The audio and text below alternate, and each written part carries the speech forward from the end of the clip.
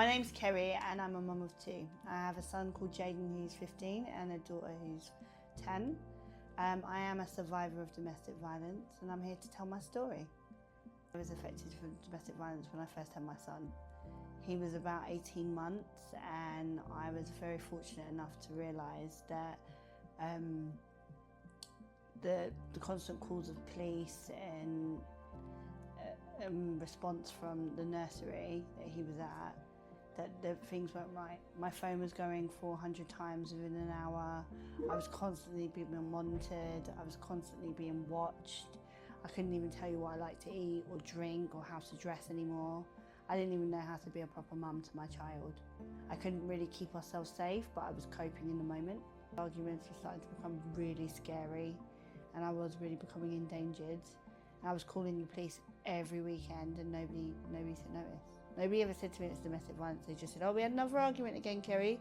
Put the kettle on. You know, it became a running joke with the police, to be fair. And what stopped it and changed that, I think, was when I went to my son's nursery. When he was 18 months, I wanted 2-year funding. And I walked into a nursery setting to get the form and I was told it'd take 40 minutes. And in that conversation with her, it took a lot longer, and within that 40 minutes I was being called and I was running late and I was panicking. I was trying to pack up my son and get our stuff together and leave, and this woman called Sam just looked at me and said, listen, Jaden's fine and you're not. Are you okay right now? Because you don't seem okay. And I was like, I'm fine. And she was like, Kerrie, take a minute. I don't think you're okay.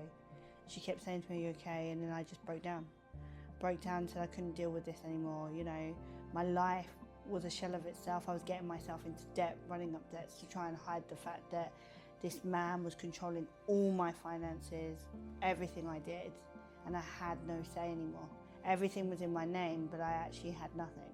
I was really, really messed up and, you know, scared. And at that point, I didn't really have much social engagement.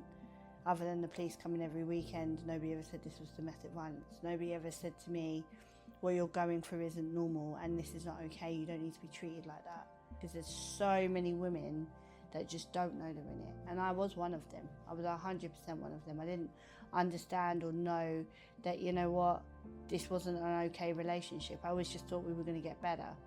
You know, I think from a young age, Disney teaches you that you're going to grow up, go to college, go to uni, get a house, a dog, a car, a job. And I was so close to that because I had the house, I had a baby, I did have a job, but I was getting closer to that family dream. But in reality, I had a baby and a house that I couldn't afford to run, and I literally couldn't even afford to eat or live. I think one of the biggest things that made me realise that was when I went to a women's group, and on a slide on there was a checklist, an 11-point checklist saying, are you being abused? And out of this checklist, one of them says, do you constantly walk on eggshells?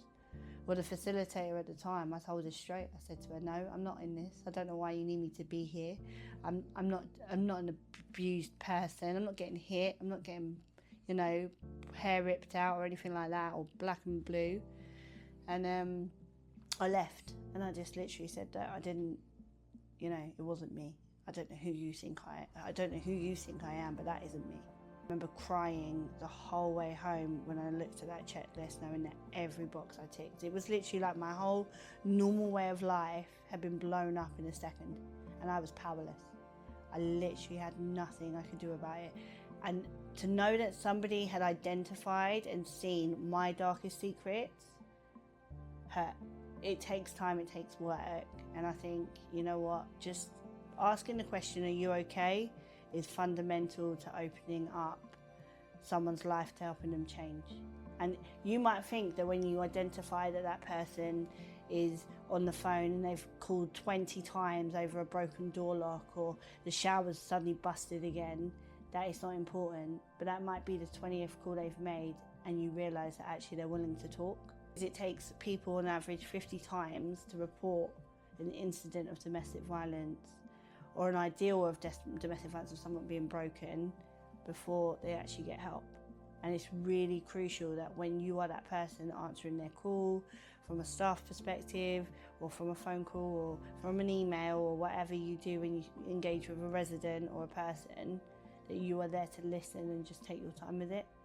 And go with your gut. It's really important that you know your gut feelings, because if you know it's not right, it probably isn't right.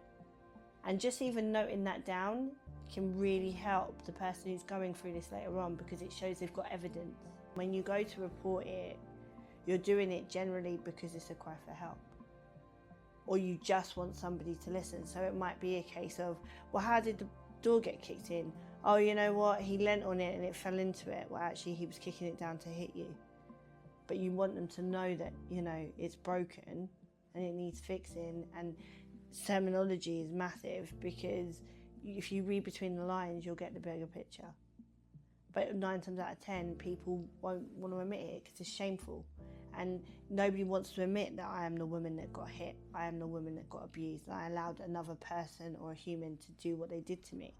Nobody wants to admit that thing, and it's a shame thing, because everybody wants a Disney dream. I stayed in it for the life dream, you know, my family dream is what kept me there. All you really do need is somebody to just be there. The best thing for anyone that's going through abuse is creating connection. Asking someone, 9 times out of 10, all women want to know is, are you okay? That's all they ever want to be asked is, actually, is everything all right? You have the ability to just open up the conversations. And if you're wrong, it's okay to be wrong. It's okay. It might have been just an argument, and that resident is okay. But you did your due diligence. Trust your gut, trust yourself. You are the expert in this. Women die every week, and you can make such a difference just by listening. In housing, you guys are the forefront of being able to not only identify but to support and help create changes, subtle changes, and just being there as a constant contact, whether it's a case of checking in weekly, monthly, every couple of months. You will make that difference. Trust me, one person changed my life. And I see her in the street every time and I get emotional with her, because she knows she changed my life, you know. And there's so many women that don't get their lives changed because they weren't listened or nobody thought to act. But you have the power to act, and it's so important that we do that. We work together as one team and we follow the heart values. You're honest about it, and you can make a change. You can save a life.